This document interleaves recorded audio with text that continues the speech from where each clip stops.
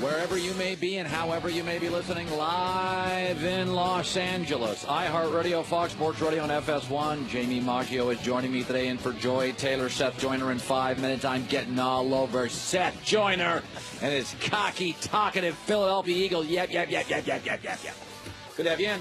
Thank you. This is so New England. So the helmet rule is getting a lot of talk. And players are complaining about it. TV announcers are complaining about it. Everybody's complaining. Coaches yesterday, Mike Zimmer's complaining about it. Everybody's complaining about it.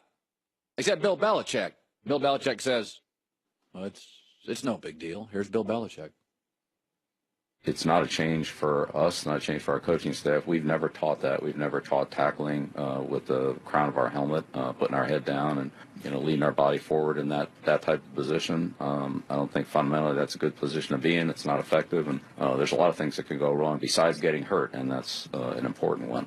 We've always tackled and blocked with our head up and our eyes open, our head back, so we can see what we hit. That's the only way I've ever coached it, and if we do it that way, then we'll be within the rules.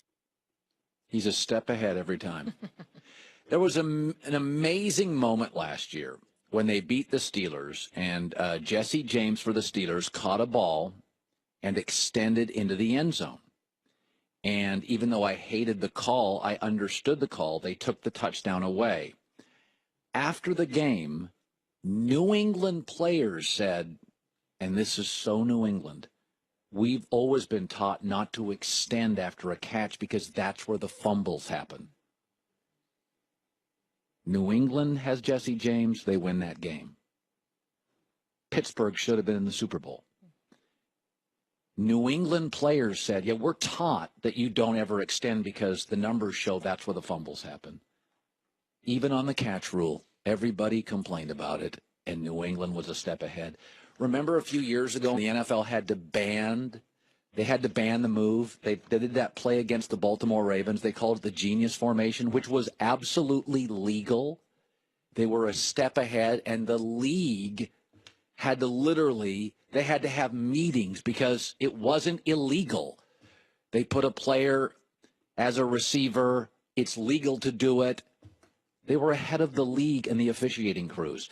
There's an amazing stat about New England, and people don't consider this. Vegas considers fumbles to be random. In Las Vegas, if you have a year when you fumble a lot and then the next year you don't fumble, they consider fumbles random. I would argue they're not as random as you think. Fewest fumbles lost in the last decade. New England leads the league. But not only that, well-run organizations, Baltimore, Atlanta, Green Bay, and the Colts 5 years ago were well-run. They had to just replace people upstairs. Those are all top-run organizations for at least 5 of the last 10 years. You don't see Cincinnati in there. You don't see Cleveland in there. You don't see Jacksonville in there. Ben Jarvis Green Ellis played 4 years with New England, rushed the ball over 500 times, never fumbled. He went to Cincinnati for 2 years, fumbled 5 times. Same player. Is that nobody looks at fumbles as anything other than random, even Vegas. Then why does New England lead it every year?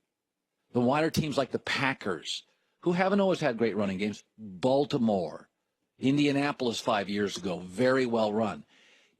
Every time a rule comes out, every single time a rule comes out, New England is ahead of the league.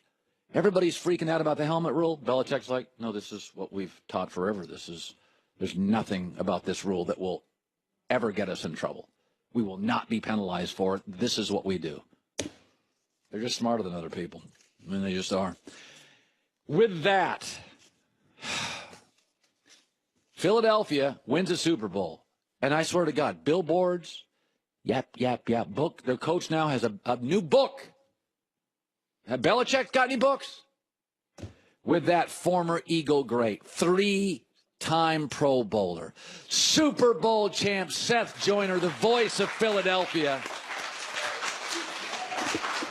I'll get to Philadelphia in a second. I got a feeling this is going to be a battle royal. Okay. First of all, let me defend defensive players on the helmet thing. When I see a running back rolling downhill on a 3rd and 2, and you're standing right by the first down marker because you know where you are, and you're supposed to stop him with an arm tackle. I understand no helmets, but I see running backs, fullbacks lowering their head. So I would imagine to a guy like you, who on those 3rd and 3, Seth, you know where the marker is. Mm-hmm. You are standing in front of the marker. How do you stop speed? With thrusting your body, right? Full on body to body. That's the only way you're going to stop is momentum. And so the helmet rule to you drives you nuts. Absolutely, it drives me nuts because it's so slanted towards the the defensive side of the ball. They get all the penalties. They get all the penalties. So there's a statistic out there. Someone ran the numbers. In 33 preseason games, there have been 51 of these helmet calls. Yeah. Okay.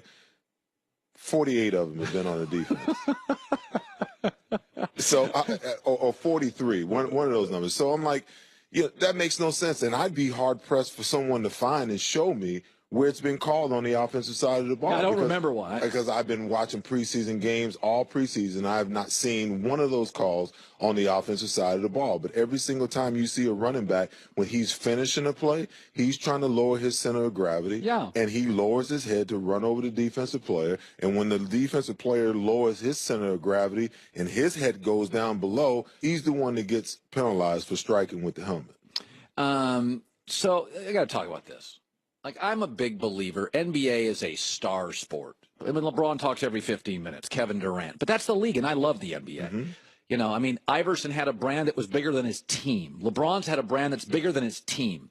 NFL's different. I mean, offensively, if the right tackle moves his finger, we all step back 5 yards and a penalty. You're really part of a community. As great as Aaron Rodgers is, he's got one Super Bowl because he hadn't had the backs, hadn't had the defense, hasn't had the line. We know in the NFL, chatter, politics, talk, taunt. It just doesn't win. Alabama doesn't talk. New England doesn't talk. Philadelphia can't stop talking. You got a head coach with a book. You're putting up billboards taunting New England. Yeah, everybody's talking. I got Lane Johnson's been suspended twice. He's taking shots. It's getting a little loud in Philadelphia, is it not? It's okay. When you're king of the hill, you can. Oh, boy. What do you do? When you're the king of the hill, what do? You roar. That's what you do. You want everybody to know. You're marking your territory as you go. You want everybody to know that I'm the king of the hill, and I'm going to be king of the hill for a while until someone can knock me off. That sounds cocky to me. That's okay. That's okay because, the one thing you have to be in the game of football is cocky, confident. Some people like it inwardly, like New England, because I guarantee you on the inside, they feel the same exact way. We can't be stopped. We are dominant. We've been to 8 Super Bowls and won 4, and there's nothing like us. Okay? They do it inwardly. Philadelphia is not that kind of city. What do you mean? What does that mean? Philadelphia is not that kind of city because, listen, we've suffered. The city of Philadelphia has suffered for 57 years before it actually won its second championship. Maybe you suffered. The last time that we won a championship was 1960, and it was outside of the modern Super Bowl era. And every other team in the Northeast Corridor and in Western Pennsylvania has won almost multiple Super Bowls with the exception of the New York Jets. So you want to understand and know why the Philly fans are so darn ornery? That's why. Maybe if you'd have kept it to yourself, you'd have more than. No, that's easy. That's easy for someone whose favorite team has actually won a Super Bowl. It's easy for them to say, but when you're a fan in Philadelphia and you've been suffering 57 years without winning a Super Bowl, when you get one, and that's been your MO, to be passionate and boisterous and, wear your emotions out on your collar. That sounds like to me? Sounds like Seattle. They never stop talking. That's okay. And now by the way, their little big dynasty there, it's done. Injuries. Oh, injuries and guys talking about stuff that's not football and guys being loud. But that's on the peripheral after you look at the fact that they've had a decline. That's easy to say after the fact, but when they were, whipping behinds and taking names and running their mouths and daring people, to come at them, what was going on then? They were dominant. But just like every other team, with the exception of, the New England Patriots, because you have in the mix Bill Belichick and Tom Brady, they are the difference maker. Okay, they're the only team that is the anomaly in all of this because of their sustainability. To be as great as they've been for 15 years together, and still this year they'll be right back there in the mix again. They're the anomaly. But when you look at a defensive-oriented team like Seattle, yeah, they're gonna be chirping because they want to intimidate you. Because the way that the rules are going, they're taking away our ability to intimidate you via the physicality of the game. So you know what? I'll get in your ear, and if I can psychologically throw you off, that's your best. That's a pretty good argument, right? You like that? I know. Well, that was pretty good. You left it till the very end, but it's pretty damn good at the end. So you can't do anything physically. So you want to talk, get in guys' ears. No, listen. I understood when I played that the game is 85% mental. Because when you get to the level of the NFL, there's 32 teams, 53 players on every roster, 1,669 players, okay? You're pretty evenly matched. Yes. The difference is coaching and things of that nature. The physical side of it, there's no question about that. But if I can get in your mind and get you thinking about something besides what you're supposed to do, if I can rattle you mentally and psychologically, then I can dominate you. So I'm trying to get you off of your game. So I'm watching Hard Knocks, and I just saw a story that Caesars Palace Sportsbook is saying more people are betting the Browns to win the Super Bowl than New England, Philadelphia, Atlanta, Green Bay. And I'm like, that's Hard Knocks. Is it Hard Knocks? You're watching them, and you're like, oh, my God, all these wide receivers, and Des Bryant maybe here, and Josh Gordon. What do you make of that? Well, I think HBO and Las Vegas has got something going to begin with. Because if you think the Cleveland Browns are winning the Super Bowl and you're betting your money on it, I got a couple of pockets that I need stuff. You can bring some money over. You're literally burning your money. Absolutely. But will the Cleveland Browns be a better football team this year? Absolutely. Yeah. I mean, I'm actually thinking about, putting a little something on them to go 8-8 because I think they're going to be an 8-8 team this year. No, I do too. I actually do. Would you start Baker or no? Tyrod's absolutely better today. If you don't have Tyrod in the mix, then and you draft him number one, then I say yes, you do. But when you've made the decision that Tyrod's going to be your starter and you sign him to a $16 million contract, you've already made that, and you knew that you had picks 1 and 4. Then you follow your plan. There's nothing wrong with that, and there's another element to this, that you have to think about. Hugh Jackson is 1-32 in the last 2 seasons. Okay, I'm amazed that he still has his job, but there must be some kind of synergy between he and John Dorsey, because if John's connected to this is John's pick, Baker Mayfield. If he wanted that guy to play, that guy would be playing. So that tells me that there's some synergy between the decision making between the head coach and the GM to say that Tyrod Taylor is going to be the starter. Now, Hugh Jackson knows he's on a hot seat. He's trying to win football games to save his job. He's got to win 7 or 8 games to ensure another year. If he goes 4-12, 2-14, it's a wrap. So I have no problem whatsoever with this guy saying that, you know what, Tyrod gives me the best chance to win.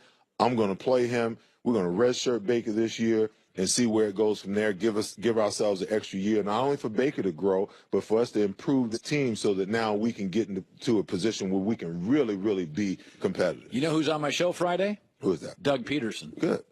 The first thing I'm going to say, win a Super Bowl, got a book now. It's okay. We got a book. Belichick doesn't have a book. Everyone's trying to monetize themselves every way that they can. Belichick. I told you, New England is the anomaly. Does Andy Reid have a book? Well, you got to look at personalities. Bill Belichick and the New England Patriots are the anomaly.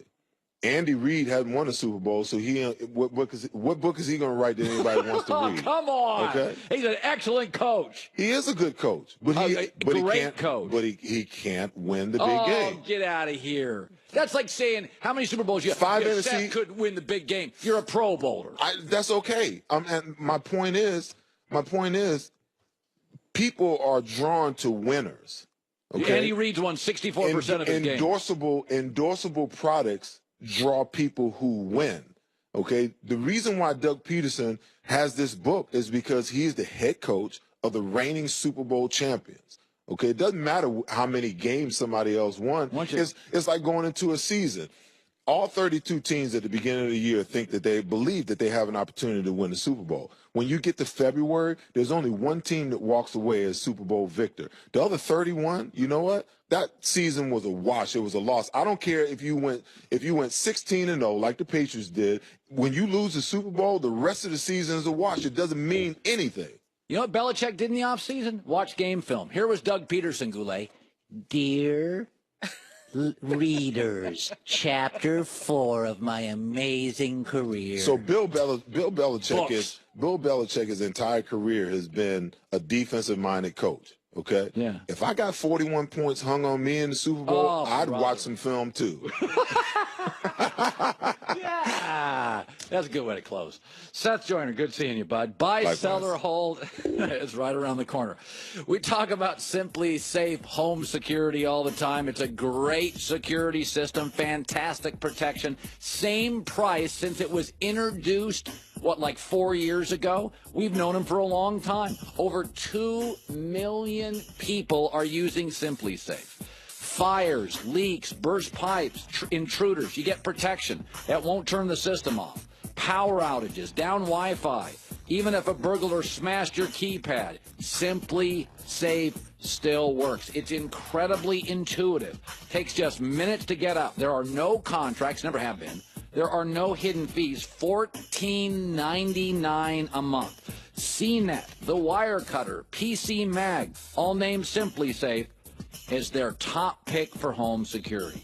Order now. My listeners get free shipping today and free